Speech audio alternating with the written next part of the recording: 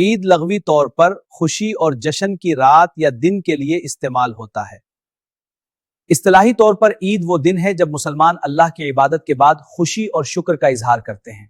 امام ابن کثیر فرماتے ہیں، عید کے دن نماز اور خوشی دونوں کے لیے مخصوص اعمال ہیں۔ عید کا مقصد رمضان کی تکمیل اور اللہ کی نعمتوں کا شکر ادا کرنا ہے۔ فطرانہ عید الفطر سے پہلے ادا کیا جانے والا صدقہ ہے تاکہ روزہ دار محتاجوں کی مدد کرے۔ فطرانہ ہر بالغ، صاحب نصاب اور قوی آدمی پر واجب ہے۔ اس کا مقصد روزہ دار کی فطر سے پہلے محتاجوں کی مدد اور شکر گزاری ہے۔ مولانا مودودی لکھتے ہیں، فطرانہ کے ذریعے معاشرتی انصاف اور تعاون بڑھتا ہے۔